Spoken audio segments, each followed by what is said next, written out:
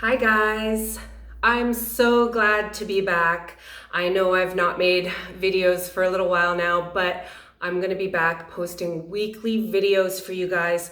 So I really need to know what you want to hear me talk about. So please post in the comments, send me a DM on Instagram, or you can email me at narcaway@hotmail.com and tell me specifically what you want to hear me talk about, whether it's my own personal experiences or what I did to get through the abuse or what I did after the abuse or how I felt during the abuse.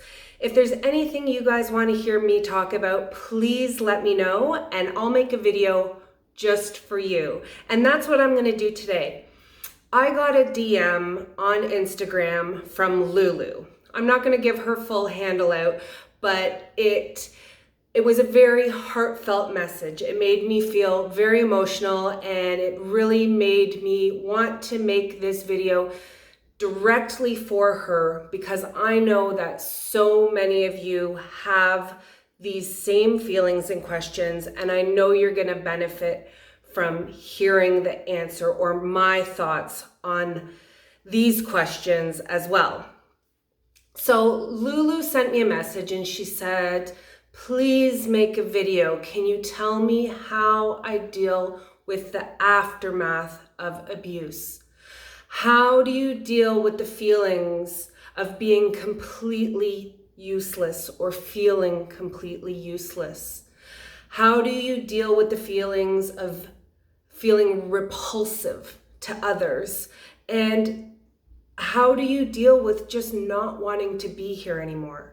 And that was the comment that really struck a nerve because I know that that does cross your mind sometimes, and that is a horrible feeling to have, and we cannot go around feeling worthless or that we don't even deserve to be here anymore.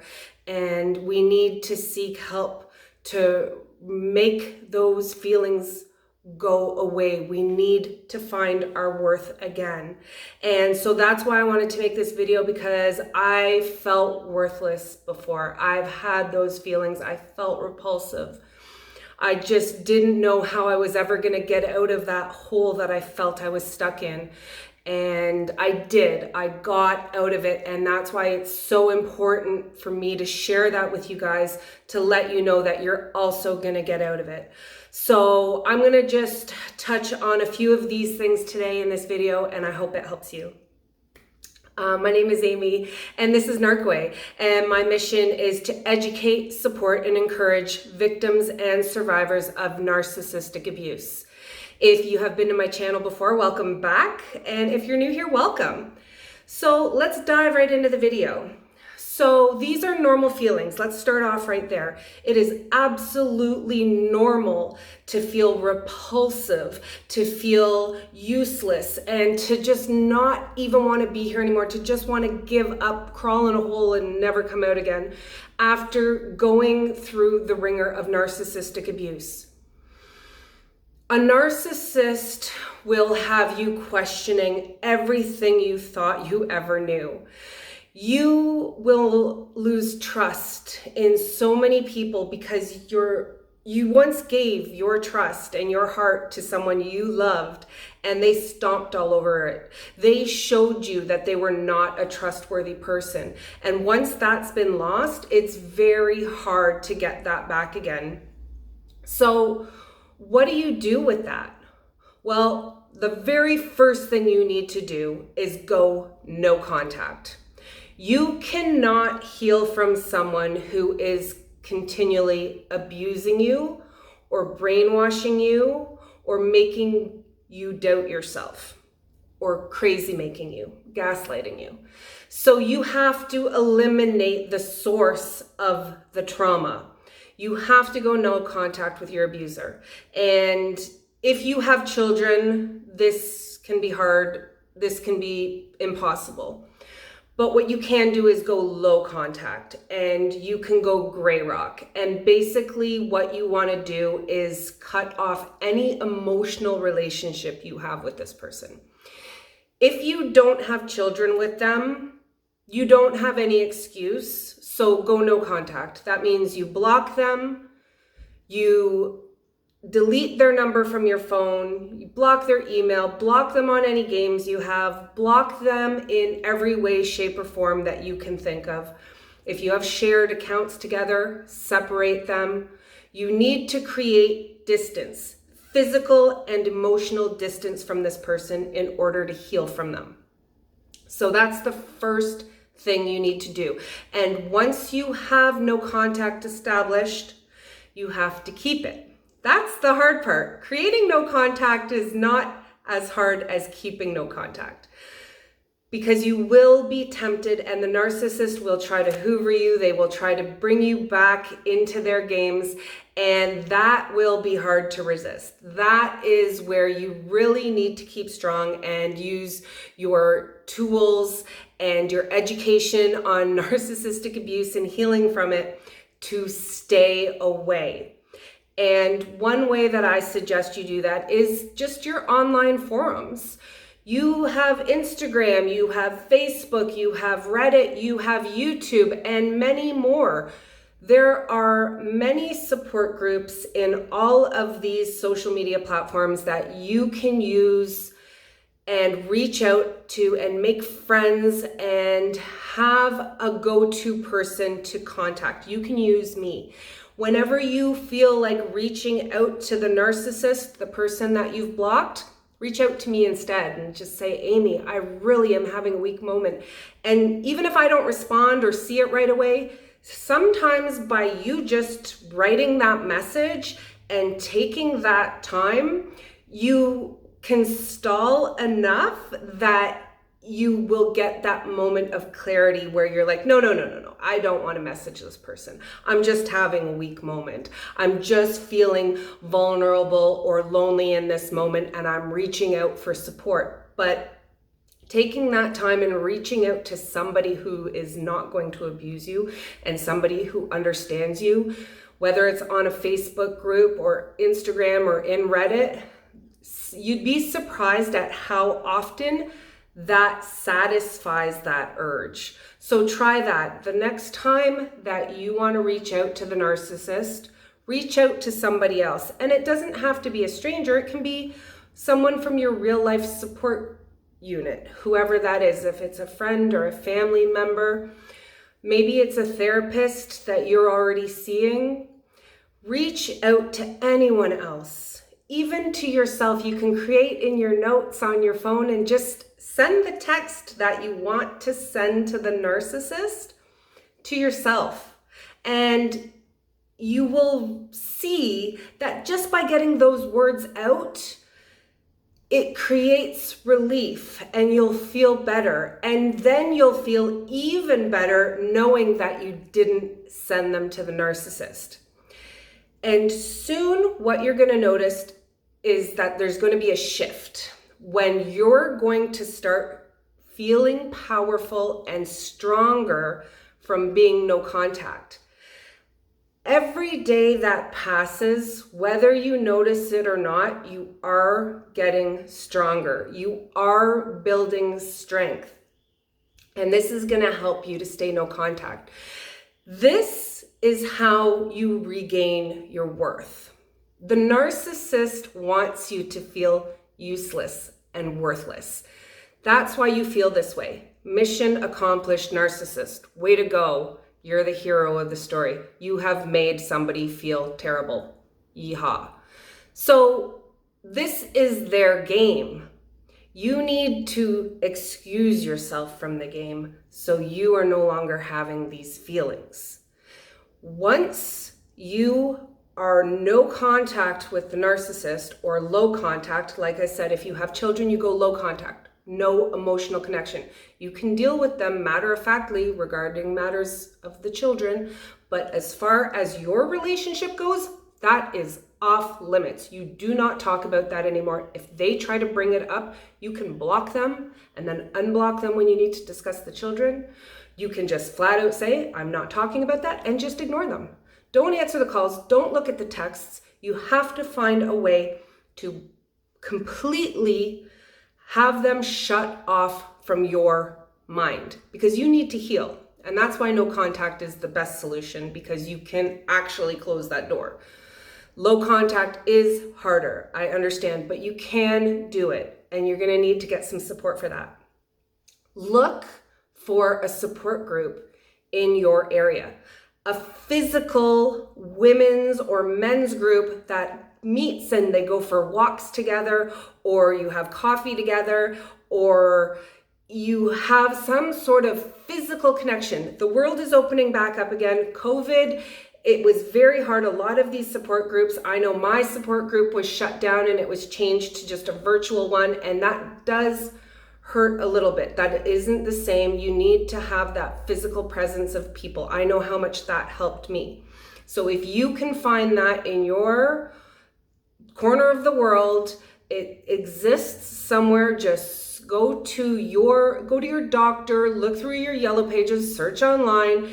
You will find something, a support group for people that have been abused or coming out of abusive relationships, where you have someone else to relate to.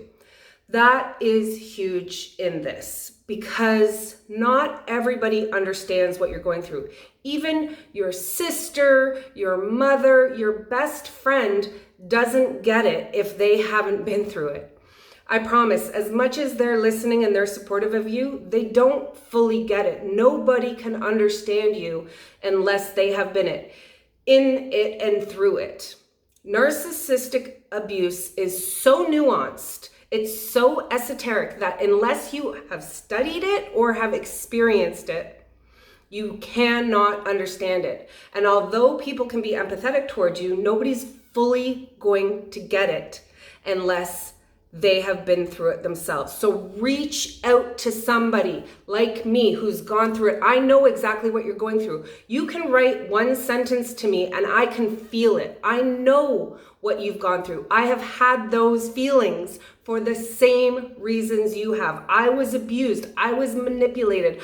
I was belittled. I was demeaned. All of these things have happened to me. I get it. And so when you reach out to me or someone else who has gone through it, they are going to understand you without you having to feel like you need to validate yourself. And that is a horrible feeling. I know that when I was first going through leaving the narcissist and I was trying to tell my side of the story, I was trying to get support, I felt that I needed this validation. I felt that I needed to be understood, and I just couldn't get through to people. And that actually became even more detrimental to my healing. That slowed me down. And it was only when I found my peer support group of other abused women that I really felt heard and understood and supported and started healing. And I knew I wasn't crazy. The feeling of worthlessness started going away. My worth was coming back. I started remembering who I was before the abuse. And that's where you need to get to. You need to remember that before you were with the abuser, you were this completely different person. You were confident, you were happy, you were aware, you felt on top of the world and secure, and somehow this narcissist came in and took all of that from you and left you a shell of who you were, and forgetting that you were even that before. Once you get away from it, you will slowly start remembering who you were. And when you start remembering who you were, you'll start acting like who you were. And then you'll start actually becoming who you were. And you'll start seeing these little glimpses of this old person that you'll remember, who had all these wonderful, redeemable qualities that the narcissist stole from you. And when you can regain that, and when you get that back, that snowballs and that builds on itself. And when you have people looking at you differently because you feel confident and you're glowing and you have all of these things that you forgot you had as far as this wonderful personality goes, it's going to give you confidence. It's going to give you self-esteem. And that is what you want to regain. Because once you have those, you're not going to feel like you don't even want to be here anymore. You are going to want to be here. And you're going to want to become the old you. You're going to want to keep the narcissist away. And then it becomes easy. It does get to a point where it becomes very easy to be no contact with the narcissist. And I have to say that to you because I would have never thought that. If you would have told me 4 years ago, after I was a couple of months out of my relationship and really, really low and really, really sad and really, really confused and really, really unsure, if you had told me then that, oh, you're going to love being no contact and you're going to be happier than you ever were, I wouldn't have believed you. I would have just thought I was going to be in this perpetual, like, miserable state of recovery and just mourning and grief over this lost relationship and this abusive man who made me feel horrible about myself. But as you regain this confidence, you start to realize how much better you are without the narcissist. And then it becomes empowering. So you need to maybe lie to yourself for a little while to trick yourself when you're feeling sad. Put on a happy face and walk around, even if it's one of these smiles where you're like, oh, okay, I'm smiling, but I'm not really happy inside. You know when they say fake it till you make it? That's what you want to do. Fake it till you make it.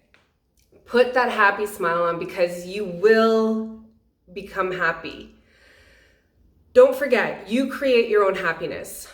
Other people don't make you happy. You make yourself happy. So you have to make the choice to get over it. I do know people that have been through narcissistic relationships that have not got over it. It does happen. It is true. There are people that get stuck in this hole that never come out of it, and they're miserable and they blame the narcissist forever, for years and years and years.